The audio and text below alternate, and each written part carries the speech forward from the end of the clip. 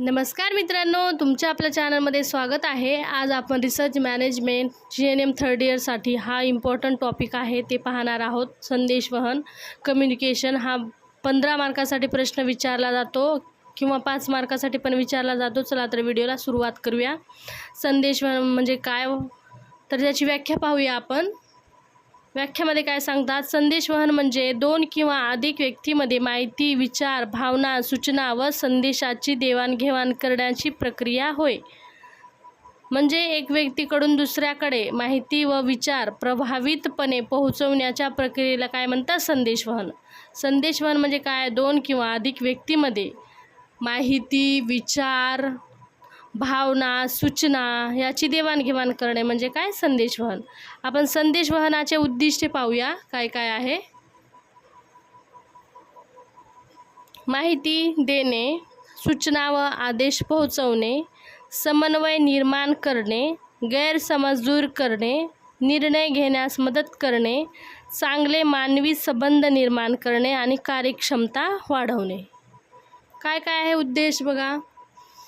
माहिती देणे म्हणजे संदेशवहनाबद्दल माहिती देणे, सूचना व आदेश पोहोचवणे, काही आदेश सूचना असेल तर लोकांपर्यंत ते पोहोचवणे, समन्वय निर्माण करणे म्हणजे समान सर्वांनी सोबत मिळून काम करणे, गैरसमज दूर करणे, काही जर वाईट गोष्ट असेल, काहीबद्दल कुशाची अफवा जर फैलत असेल तर त्याचा गैरसमज दूर करणे, निर्णय घेण्यास मदत करणे, कोणते निर्णय योग्य आहे ते घेण्यास मदत करणे, चांगले मानवी संबंध निर्माण करणे, चांगले संबंध मानवी जे संबंध असतात ते चांगले निर्माण करणे आणि कार्यक्षमता वाढवणे।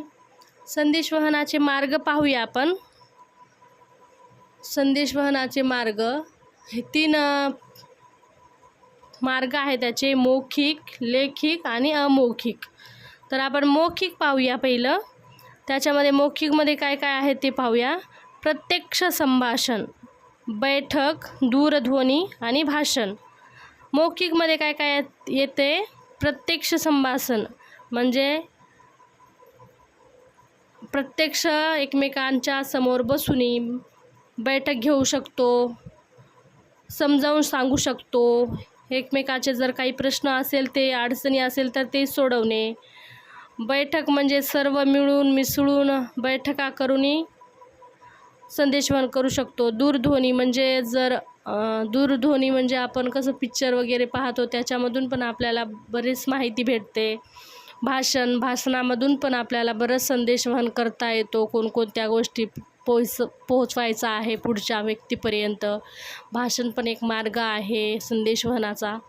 आणि लेखी म्हणजे लिखाणातून म्हणजेच लिहून दाखवून संदेशवहन पोहोचवणे। तर त्याच्यामध्ये काय काय येतो, पत्र, पहिला येतो पत्र, नंतर येतो अहवाल, नंतर येतो नोटीस आणि ईमेल।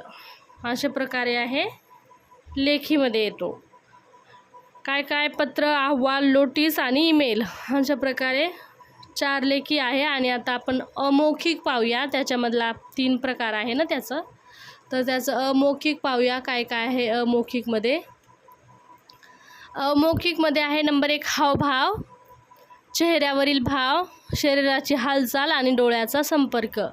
अमौखिक म्हणजे ज्यांना बोलता येत नाही तशा व्यक्तींना याच्या प्रकारे चांगले समजून सांगता येते की हावभावाद्वारे, चेहऱ्यावरील भावद्वारे, शरीराची हालचाल करून, शरीरातील खुणा करून, डोळ्याचे संपर्क एकमेकांना समजावून अशा प्रकारे पण संदेशवहन चांगल्या प्रकारे करता येतो।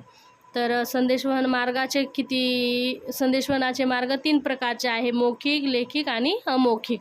आणि संदेशवहनाची आवश्यकता कशासाठी आहे ते पाहूया।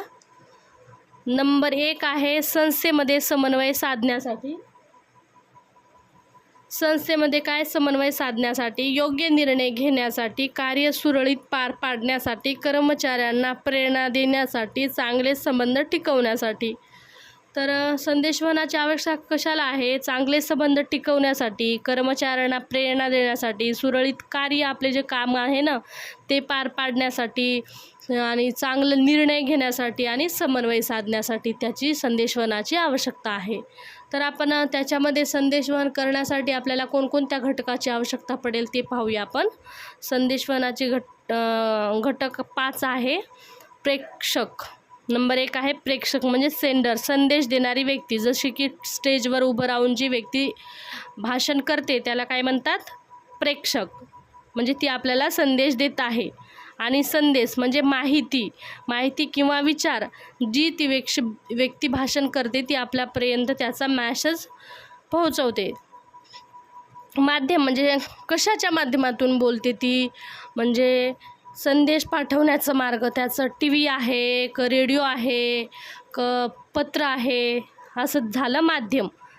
आणि प्राप्तकर्ता म्हणजे रिसिव्हर, संदेश स्वीकारणारी व्यक्ती. जर आपण पुढं व्यक्ती भाषण करत असेल आणि आपण जर बसून ते भाषण ऐकत असेल तर काय करणार आपण? ते संदेश स्वीकारत आहे तर त्याला काय म्हणतात? रिसिव्हर. म्हणजे आपण काय झालो? ते ऐकणारे रिसिव्हर झालो.